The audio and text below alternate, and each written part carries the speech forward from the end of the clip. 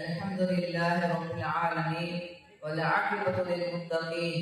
الصلاة والسلام على أشرف الأنبياء والمرسلين وعلى آله وأصحابه أجمعين. أما بعد.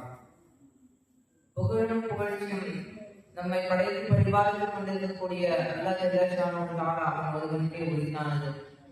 அவனது ஈடில்லா சலாமும் எல்லையில்லா சலாமும் நமது நாயகம் நற்குணத்தின் தாயகம் முஹம்மது ரசூலுல்லாஹி ஸல்லல்லாஹு அலைஹி வஸல்லம் அவர்கள் மீதும் அவர்களது வாழ்க்கையை வாழ்க்கையாக மாற்றி அமைத்துக் கொண்டு வாழ்ந்து காட்டிய உத்தம சத்திய சஹாபாக்கள், தாபிஈன்கள், தபா தாபிஈன்கள், நாதாக்கள், சுஹதாக்கள் மேலும் நல்லதொரு திக்ர் மஜ்லிஸில் அமர்ந்திருக்கும் உங்கள் மீதும் என் மீதும் அல்லாஹ்வுடைய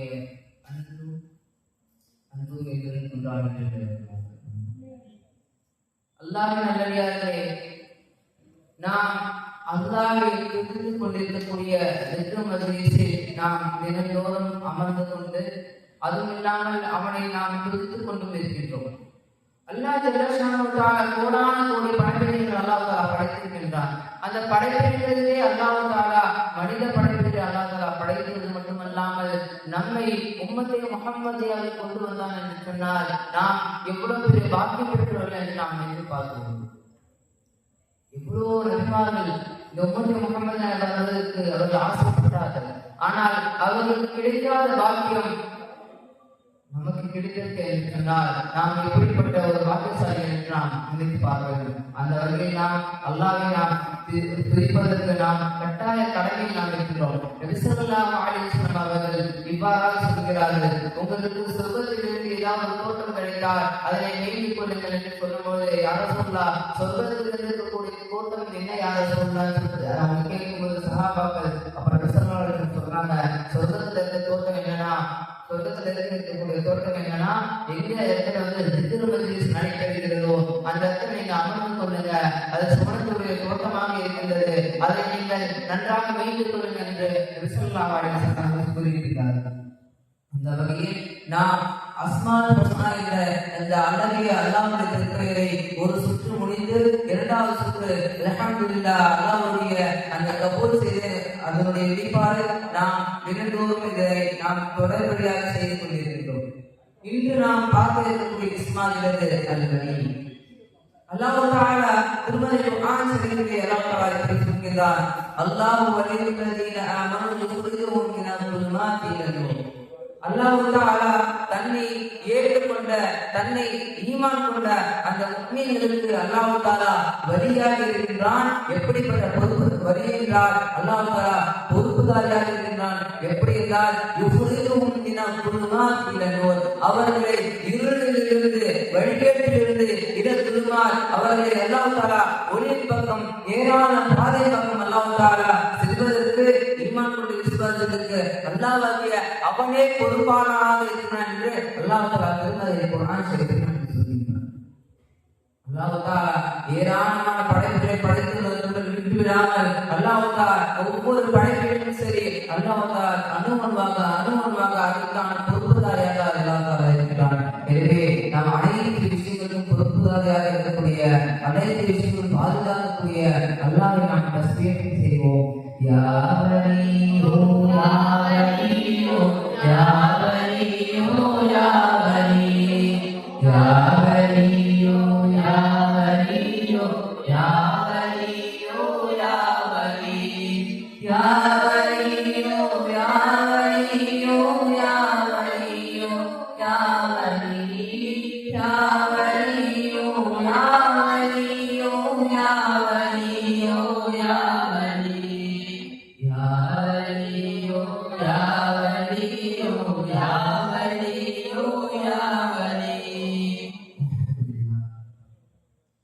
அடுத்தபடியாக நாம் பார்க்கக்கூடிய இஸ்மாயிலுடைய ஹமீத். அல்ஹம்துலில்லாஹ். அல்-ஹமீத் என்று சொன்னால் புகழ் என்றார். ஹம்த் என்று சொன்னால் புகழ் என்ற அர்த்தம். ஹமீத் என்று சொன்னால் புகழக்கூடியவர் என்ற அர்த்தம். அல்லாஹ் ஜல்லஷானஹு வ தஆலா திருமறை குர்ஆன் ஷரீஃபிலே நாம் ஓதக்கூடிய முதல் சூறாவாக இருக்கக்கூடிய சூறாவே சூரத்துல் ஃபாத்திஹா. அதனுடைய முதல் ஆயத்தே அல்ஹம்துலில்லாஹி ரப்பில் ஆலமீன். அல்ஹம்து எல்லா புகழும் சர்வ புகழும் சரி அனைத்து புகழும் சரி அல்லாஹ் ஒருவனுக்கே உரித்தானது. ரப்பில் ஆலமீன் அவன் எப்படிப்பட்டவர்கள் என்று சொன்னால் ரப்புல் ஆலமீன் ஒட்டுமொத்த பிரபஞ்சத்திலும் சரி ஒட்டுமொத்த அந்த சராசரிலும் சரி அல்லாஹ் ஜல்ல ஷானஹு தஆலா அவன் ஒருவன் மட்டுமே ரப்பாக இருக்கிறான். அப்படிப்பட்ட ரப்புக்கே எல்லா புகழும் உரித்தானது என்று அல்லாஹ் தஆலா தனது திருமறை குர்ஆன் ஷரீஃபிலே அல்லாஹ் படைத்திருக்கிறார். அல்லாஹ் தஆலா நாம் எப்படிப்பட்ட ஒரு வழிகேட்டிலிருந்து அல்லாஹ் தஆலா நம்மை நேரான பாதையில் செலுத்தியிருக்கின்றார். அல்லாஹ் தஆலா சொல்கிறான் அல்லாஹ் தஆலா அவருடைய ஈமான் கொண்ட விசுவாசிகளே அல்லாஹ் தஆலா வழிகேட்டிலிருந்து நேரான பாதையில் செலுத்தியிருக்கிறான் அல்லவா. அப்படிப்பட்ட ஒரு நேரான பாதை தான் நாம் அல்லாஹ்வை தஸ்பீஹ் செய்யக்கூடியது.